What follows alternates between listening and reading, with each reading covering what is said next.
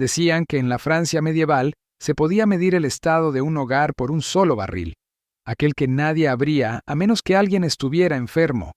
Era pequeño, apartado del vino y de la cerveza, y nunca se usaba en los banquetes. En su interior reposaba una bebida más oscura de lo que cualquier hidromiel tenía derecho a ser. Un líquido tan negro que ni la luz de las velas conseguía suavizarlo. Los manuscritos lo llamaban boche, un nombre que vagaba entre grafías, entre regiones, entre décadas, pero su propósito nunca cambiaba. No se hacía para celebrar, no se hacía para la sed, se hacía para la debilidad, para la tos que no se iba, para el pecho que se apretaba, para las noches en que el aire se volvía escaso. En 1393, un parisino anciano escribió una guía para su joven esposa. La llenó con el trabajo de la supervivencia diaria. Cómo manejar a los sirvientes, cómo almacenar el grano, cómo juzgar la carne antes de que se echara a perder.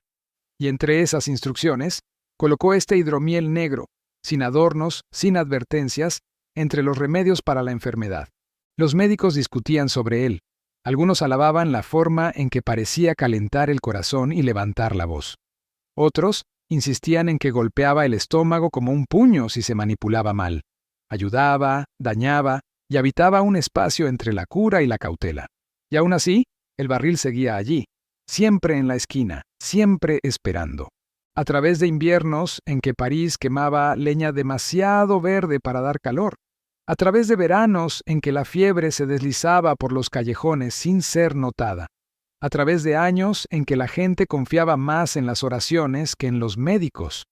Una familia recurría al hidromiel oscuro solo cuando temía lo que la noche pudiera traer. Porque en un mundo de remedios frágiles y curas inciertas, esta bebida, amarga, negra y discutida, era la última a la que se aferraban.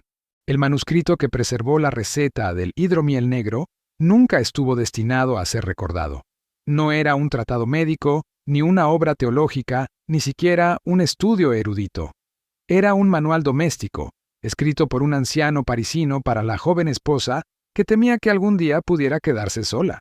La mayoría de los libros que han sobrevivido de la Edad Media pertenecieron a monasterios o universidades. Este no. Vivió en cocinas, en despensas, junto a barriles, cestos y tarros. No viajó por bibliotecas, sino por manos, esposas, sirvientes, administradores del hogar, todos pasando páginas manchadas por años de uso. Su nombre sigue siendo incierto, sus intenciones no. Escribió sobre cómo supervisar a los sirvientes, cómo juzgar la frescura del pescado, cómo organizar comidas para invitados de distintos rangos, cómo mantener vivo un hogar en una ciudad donde una mala compra podía desperdiciar el salario de un mes. Y luego, entre esas instrucciones domésticas, colocó una lista de remedios. Bebidas para la fiebre, para la debilidad, para la tos persistente. Una de ellas era boche, el hidromiel casi negro. Pocas recetas medievales especifican un propósito. La mayoría solo describe ingredientes. Esta era distinta. Se archivó bajo el encabezado de bebidas para enfermos, no bajo festines, no bajo consuelo, solo enfermedad. Eso por sí solo nos dice algo raro. En un mundo donde la medicina se confundía fácilmente con la oración, esta bebida se trataba como una herramienta, lo bastante peligrosa como para manejarla con cuidado, lo bastante valiosa como para prepararla solo cuando era necesario. Siglos más tarde, los eruditos levantarían el manuscrito de un estante olvidado y se darían cuenta de lo que guardaba, la descripción más antigua que se conserva de un hidromiel curativo oscurecido, no por frutas ni hierbas, sino por el fuego. Una bebida que ni siquiera los médicos medievales sabían explicar del todo. Para entender por qué esta bebida inquietaba a los sanadores medievales, hay que entender el mundo al que llegó. En el siglo XIV, el color importaba, no en el sentido artístico, sino en el médico. Los médicos medievales creían que cada color en un líquido revelaba su naturaleza. El vino podía ser tinto o blanco, la cerveza pálida o dorada, el hidromiel, ámbar, color miel, dulce. Una bebida que se volvía negra era otra cosa por completo. El negro se asociaba con la podredumbre, con la descomposición, con el humor melancólico que nublaba la mente y debilitaba el cuerpo. En algunos textos médicos, los líquidos ennegrecidos eran signos de corrupción, peligrosos de beber, incluso peligrosos de tocar. Así que cuando un hidromiel se oscurecía más allá del marrón, más allá del caramelo, más allá del límite familiar del consuelo, generaba inquietud. Algunos sanadores sostenían que la oscuridad provenía de llevar la miel demasiado lejos, cocinada más allá de lo seguro, quemada hasta que su naturaleza cambiaba. Los alimentos quemados eran impredecibles. Podían calmar o podían inflamar, podían fortalecer o podían envenenar. Y aún así, otros creían que el color oscuro era precisamente la razón por la que Boche funcionaba. La miel quemada, decían, llevaba calor al cuerpo. Calentaba el pecho, aliviaba los pulmones, suavizaba la voz. La misma cualidad que la hacía sospechosa también la hacía poderosa. Imagine un hogar medieval, un niño tosiendo durante el invierno, una esposa pálida de fiebre, un anciano perdiendo el aliento por la noche. La familia recurre a una bebida que no se parece a los remedios que debería tener en la mano. Una copa de oscuridad en un mundo que prefería sus curas claras. Su color por sí solo explica hasta qué punto inquietaba y fascinaba a los médicos medievales, y por qué sus efectos se convirtieron en tema de un debate que duró generaciones. Una de las pocas discusiones que han sobrevivido sobre Boche no aparece en un texto medieval, sino en un tratado francés del siglo XVI que evaluaba remedios antiguos. Su veredicto era tajante. Cuando el hidromiel negro estaba poco cocido, mordía el vientre con fuerza, causando calambres, diarrea y lo que el autor llamaba gran sufrimiento. Pero cuando se preparaba correctamente, confortaba el corazón, limpiaba la garganta y abría los conductos de los pulmones. Para un lector moderno suena contradictorio. Para un médico medieval tenía todo el sentido. Su mundo veía el cuerpo no como una máquina, sino como un equilibrio de humores, caliente y frío, seco y húmedo, melancólico y sanguíneo. Cualquier cosa que pudiera acercar al cuerpo al equilibrio era una cura. Cualquier cosa que lo empujara demasiado lejos era un peligro. Y Boche, con su miel quemada y su naturaleza cálida, se situaba justo en la frontera entre una cosa y la otra. Algunos médicos creían que su calor devolvía la vitalidad a pulmones enfriados por el invierno o debilitados por la fiebre. Otros advertían que su peso cargaba aún más a un estómago ya agotado. Ambos podían tener razón. Ambos podían estar equivocados.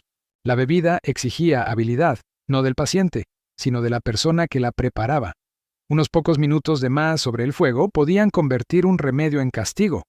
Unos pocos minutos de menos podían dejar la miel a medio hacer, inestable, impredecible. Esa tensión, cura o daño, calor o lesión, es la razón por la que el manuscrito instruía que se usara solo para enfermos y solo dentro del hogar. No era un remedio público, no se vendía en boticas. Su preparación era íntima, doméstica, cuidadosa. Y en ese espacio doméstico, las familias aprendían una verdad que los médicos ya conocían. Un medicamento que solo funciona cuando se manipula a la perfección es tan temido como confiado. Si Boche se hubiera hecho con cualquier otra cosa, quizá habría desaparecido en la oscuridad. Pero venía de la miel, una sustancia con un peso cultural mucho mayor que su dulzura. En la Europa medieval, la miel era la base de la medicina. Limpiaba heridas, calmaba gargantas, conservaba hierbas y formaba la base de decenas de tónicos registrados por monjes y sanadores. Quemar miel, empujarla más allá del punto de consuelo, era alterar una sustancia en la que la gente confiaba. Pero la miel no era igual en todos los hogares. En Europa oriental, el hidromiel era tan codiciado que los viajeros escribían sobre regiones enteras definidas por él. Un diplomático de Córdoba que visitó Polonia en 996 escribió que la tierra abundaba en hidromiel, más que en vino o grano. Allí, los hidromieles más finos no usaban agua en absoluto, solo miel y bayas, selladas y enterradas para fermentar durante décadas. Algunos envejecían 50 años. Un solo tonel podía valer más que el ganado. Para el siglo XV, los nobles polacos restringieron esos hidromieles a sus propias mesas. Las familias comunes bebían versiones más débiles. La miel era poder. Más hacia el este, la princesa Olga de Kiev utilizó el hidromiel no para la enfermedad, sino para la venganza. Cuando la tribu de los Drevlianos asesinó a su marido, ella ordenó que prepararan enormes cantidades de hidromiel para un banquete fúnebre. Cuando ellos se emborracharon hasta perder el sentido, mandó masacrarlos. es una de las historias más antiguas que vinculan el hidromiel con el ritual y la violencia. Por todo el mundo medieval, el hidromiel cambiaba de papel: bebida de reyes, pago a guerreros, cura para enfermos, obsequio para invitados, ofrenda funeraria. Así que cuando un hogar parisino elaboraba su propia versión ennegrecida, no estaba simplemente haciendo medicina. Estaba participando de una tradición que se extendía por reinos enteros, una que ataba la miel a la riqueza, la supervivencia y el ceremonial. Y ese peso hizo que Boche fuese más que un remedio. Lo convirtió en parte de un linaje. Mucho antes de que los hogares parisinos prepararan su hidromiel oscuro, los sanadores de toda Europa ya recurrían a la miel fermentada como medicina. En Gales, los antiguos códigos legales de Hywel Dda, escritos en el siglo X, asignaban pagos específicos en hidromiel según el estatus. Algunos funcionarios recibían plata, otros un cuerno lleno de hidromiel tras servir al rey, y entre los usos de la bebida no estaban las celebraciones, sino las ceremonias de sanación, de juramento y de reparación. En el mundo eslavo, el hidromiel estaba ligado directamente a la muerte y a la memoria. Un viajero del siglo IX describió familias que se reunían un año después de la muerte de un ser querido, llevando 20 jarras de hidromiel a una colina donde bebían, lamentaban y se despedían. La bebida marcaba el final de una vida y la continuación de un linaje. No era solo una bebida ritual, sino de resistencia. En Escandinavia, el hidromiel se guardaba para las enfermedades de invierno.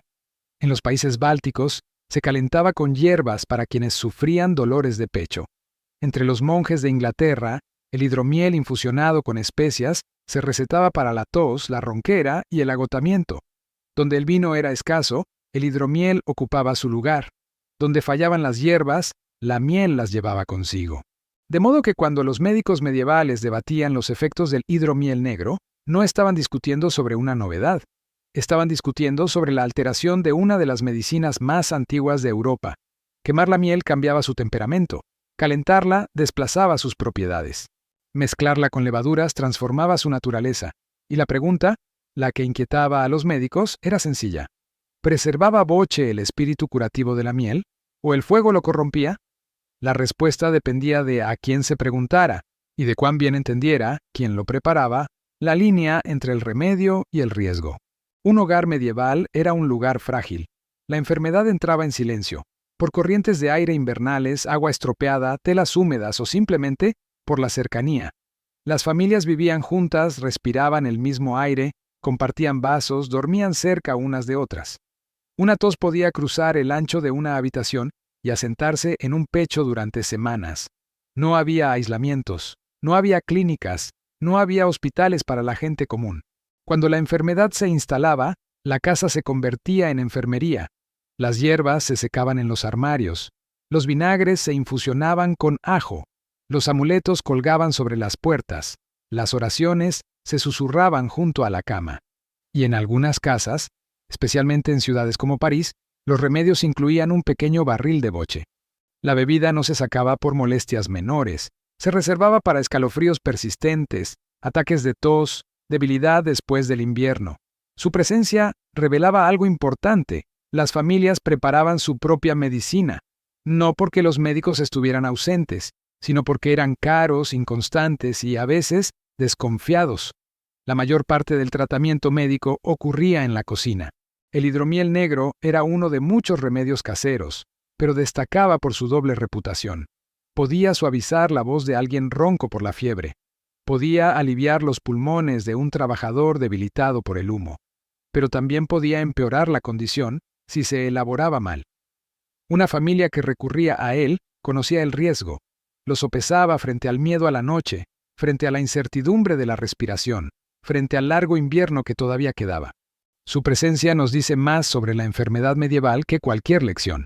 La gente vivía con la enfermedad como una compañera constante y confiaba en lo que podía preparar con sus propias manos, incluso cuando no lo comprendía del todo. Hacia finales de la Edad Media, gran parte de la miel de Europa y gran parte de su hidromiel procedía de tierras monásticas.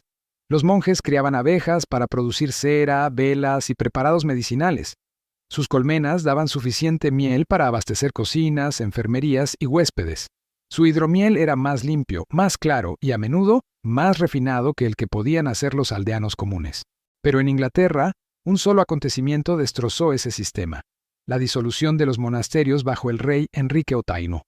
Entre 1536 y 1541, cientos de casas monásticas fueron desmanteladas, sus bibliotecas dispersadas, sus viñedos perdidos, sus colmenas abandonadas. Con ellas se fue una parte importante de la miel de la isla y el conocimiento de elaborar hidromieles medicinales que se había practicado durante siglos. En las décadas siguientes, el hidromiel entró en declive.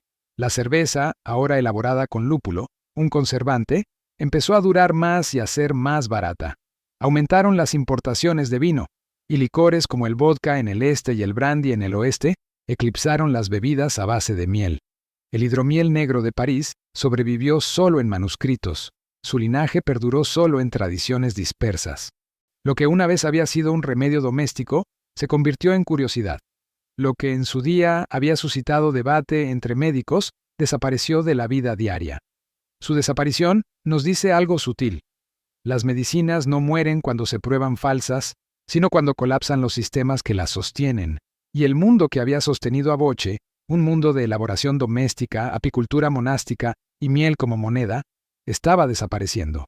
La bebida quedó en la tinta, pero no en las cocinas. Hoy, la idea de un hidromiel casi negro suena a rareza, una curiosidad para aficionados, una nota al pie en la cocina medieval, pero su valor está en otra parte. Boche revela cómo entendían la enfermedad las familias medievales, no como algo que se combatía solo con oración o con médicos, sino con conocimiento doméstico transmitido en silencio de una generación a otra. Revela una época en la que la enfermedad no era algo que se ocultara, sino algo esperado, una visitante que llegaba cada invierno y se marchaba solo cuando se le permitía. Revela un mundo donde la miel era medicina, donde el fuego podía tanto curar como herir, donde el debate entre cura y peligro tenía lugar en mesas de cocina, no en universidades. Y revela cuán frágiles eran los remedios. Dependían de ingredientes que podían fallar, de conocimientos que podían desaparecer, de manuscritos que podían perderse por el moho, el fuego o el tiempo. El hidromiel negro sobrevivió no porque se usara ampliamente, sino porque alguien lo escribió, y porque esa escritura logró sobrevivir a guerras, hambrunas, plagas, reformas y siglos de abandono. Es un recordatorio de cuánto conocimiento vivió y murió en hogares ordinarios, y de cuánto de la medicina medieval fue moldeada no por eruditos ni reyes, sino por familias que sopesaban el riesgo a la tenue luz de una tarde de invierno. La mayoría de los remedios medievales desaparecieron sin dejar rastro. Tónicos susurrados de madre a hija, hierbas vendidas en mercados, mezclas removidas en tazas de barro, todo se perdió con el tiempo. Pero esta bebida, este hidromiel oscuro, perduró. No en tabernas, no en celebraciones, sino en un manual doméstico, escrito por un hombre que quería que su esposa supiera cómo cuidar a las personas bajo su techo. Su historia atravesó los siglos porque alguien decidió escribir algo pequeño, algo ordinario, un remedio usado solo en momentos de miedo, cuando la tos se profundizaba o la voz se debilitaba. Y ahí es donde reside el verdadero peso de Boche. No en su oscuridad, no en su debate entre médicos, sino en la imagen de una familia reunida alrededor de un lecho, eligiendo entre la incertidumbre y la esperanza.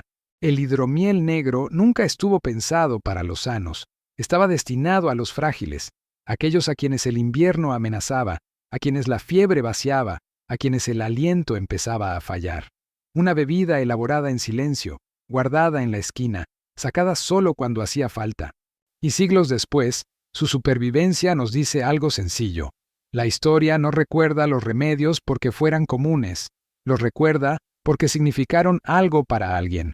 Una copa de oscuridad servida con cautela y fe en una casa de París hace 600 años, y preservada el tiempo suficiente para que podamos aprender lo que una vez intentó curar.